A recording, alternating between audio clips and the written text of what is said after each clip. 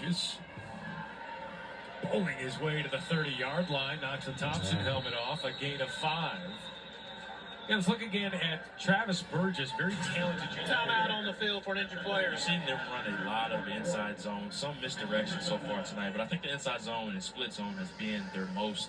So what's on right now is doing a good job with that. it's called football. Travis Burgess doing a good job of keeping the ball just because these ends are starting to converge a lot and follow the running back. So his read is once he sees that defensive end crash with the running back or trail with the running back, he's doing a good job of basically, going up in that hole and just the where the defensive end vacated that hole. He's doing a good job of just crashing inside. The injured player there for the Grayson Rams. Helmet off, tending to him. Wait, The 21-yard line and got rolled up on that play. welcome back to the Warriors Stadium. Middle of your frame.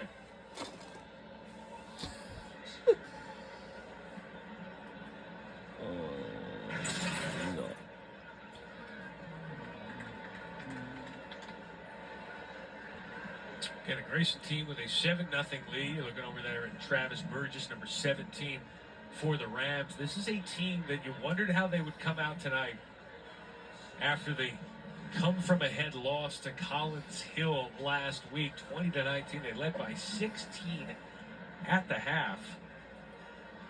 It was an interesting game because they had the lead with 3 minutes to go. Both teams were pulled off of the field because of a monsoon. And then it was second down and goal at the 4 for about an hour plus before Collins Hill took another snap, and they wound up taking the lead in the game. And, Coach Brian said there's no excuses of why we lost that game. We simply got beat in that one. But it's tough to get your team basically cranked back up after an hour off of the field. So you're trying to regenerate, revive their bodies, trying to get them back going. But they simply were not able to do that in that one. And it's an unfortunately disappointing loss against Collins Hill, who's another good team in the state of Georgia. But he knows that they were ready to get back on the field. And we saw that early on in this one. This here is being helped off for Grayson's second game of the season. And a team that advanced to the 7A semifinals last year. Regularly one of the most talented teams in the state of Georgia. Showing why tonight. Offensively, just putting the clamps down on this Thompson offense.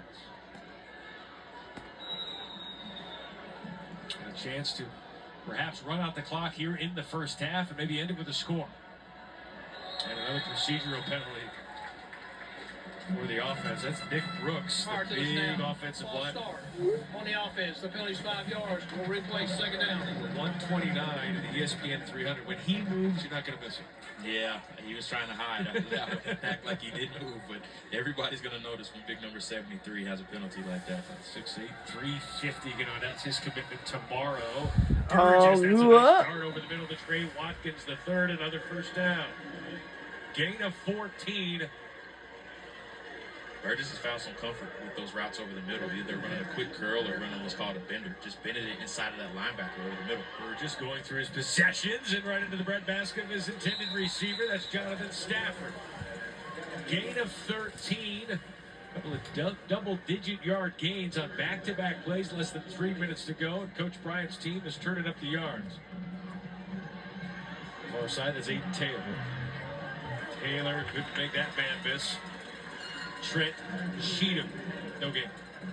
Well, they're running tempo here because they noticed Jared Smith is not on the field. So they're just trying to keep him off the field by running that hurry-up tempo. When they're running that hurry-up tempo, they can't make those big hockey subs where you're seeing 3 and 4 defensive linemen come off the field and on the field at a time. You see Jared Smith with his hands on his hips saying, "Get me into this football game." Joel Bradford bring up a third down after the gain of 5. It was Streeter, Trent Cheatham there on the stop. There you see Jared Smith. Can I go in? Can I go in? No, not enough time.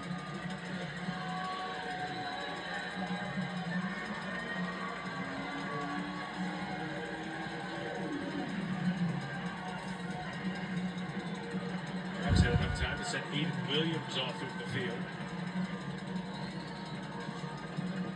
Sears to the near side. Burgess looking for his running back in the flat. And it's tripped up, brought down. Anquan Fagans. There's that man, the top 40 player in the senior class who's headed to Auburn. A big stop brings up fourth down. Tremendous stop by him right there, especially on third down. They needed a huge stop right Thompson, there. that's their second charge timeout of the half. Thompson takes a timeout. They want the football. With less than 2 minutes to go here in this half, that's a big stop, especially with Jared Smith on that sideline. Most of that latter part of that series. Now Mark Freeman's team. As Grayson goes for it and converts. We're going to get this football here with less than 2 minutes to go in the half.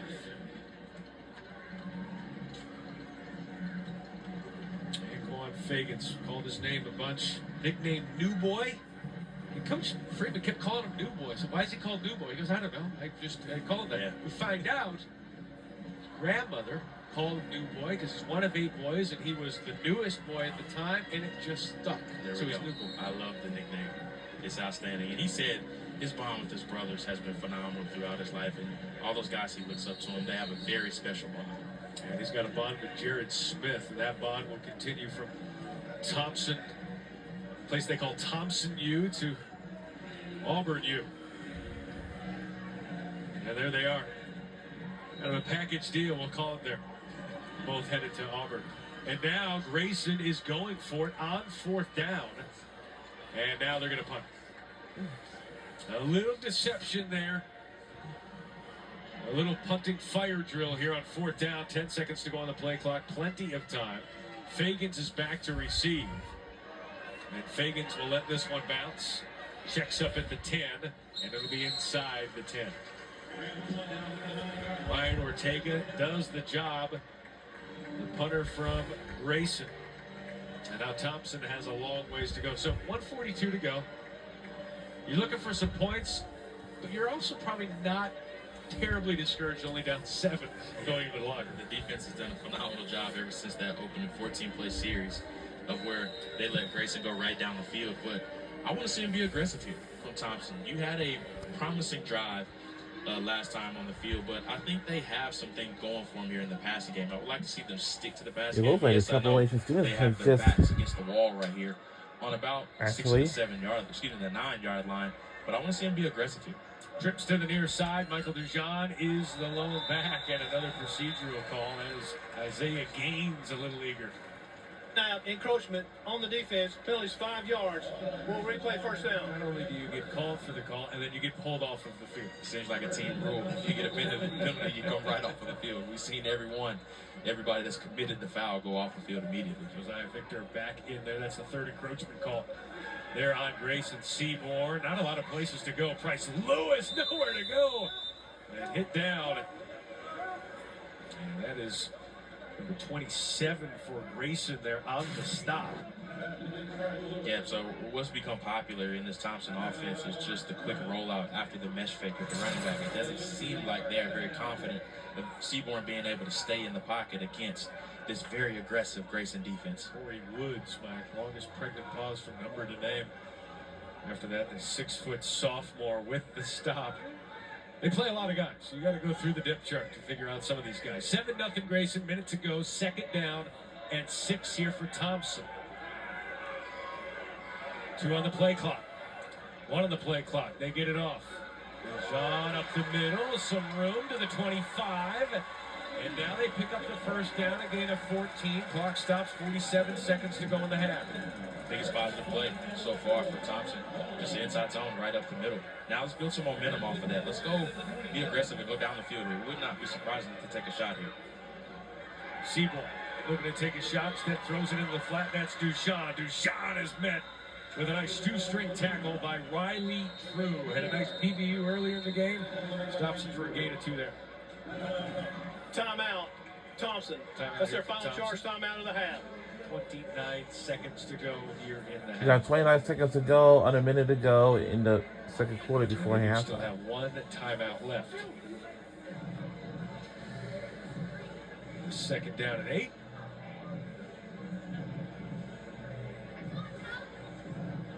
Grayson with a 7-0 lead on Thompson. This the first of 5 games coming up this weekend. More than 20 ranked players in the junior and senior classes. A handful of them playing for Bishop Gorman against St. Thomas Aquinas in Nevada-Florida battle. It's a great weekend coming up. Chaminade Madonna. Jeremiah Smith for Ohio State went to school. They just win state championships every year. You'll get to see them Saturday night against St. John Bosco.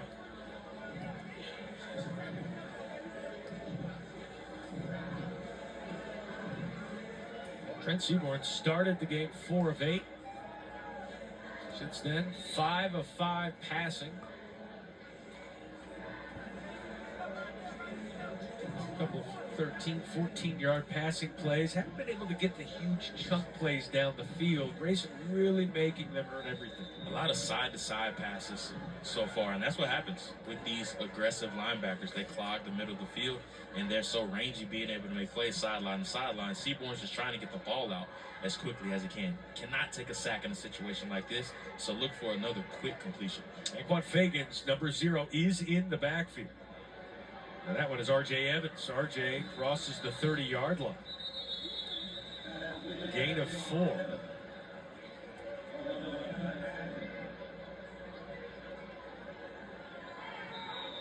Third down and 4. Clock moves. See how conservative Thompson gets here with R.J. Evans in the backfield. And they may be just fine with letting this run out. Get the ball after halftime is probably what they're thinking.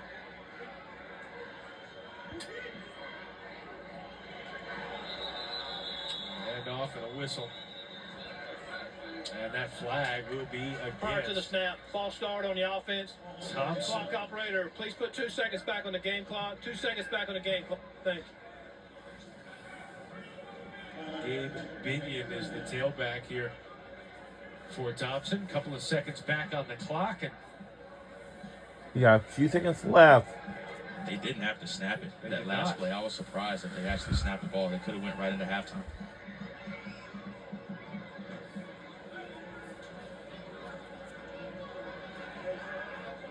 remember Thompson did win the toss and deferred, so they will get the ball to start the second half. And that's exactly what Coach Freeman is thinking. Let's go into halftime. Let's readjust and draw up something coming out of halftime to try to tie this ball game up. A lot of time being spent here for what's likely going to be just a snap and a kneel. That's it. Yep. Grayson scores on their own. Now it's drive. halftime No already, scoring so since that'll do it they pitched the first half shutout. for the first half. And yeah, Grayson couldn't have asked for a better start in the first half. Going down, 14-play drive, making a statement early on. Been a bit of a defensive battle back and forth, an offensive struggle for both sides. Since that point, you can see the coaches being hard on him, getting after him a lot. But it's something that we're going to see. Who is going to answer in the second half? Thompson has an opportunity coming out of halftime. looks like the to band make a is taking statement over the to tie this field ball game now. up. Grayson has an opportunity to once again continue to make this a defensive battle. But at the break, Grayson is up 7-0. 14-play drive to start it for a touchdown. Grayson will take that lead into the locker room. Zubin, Trevor Manish coming up. Wow.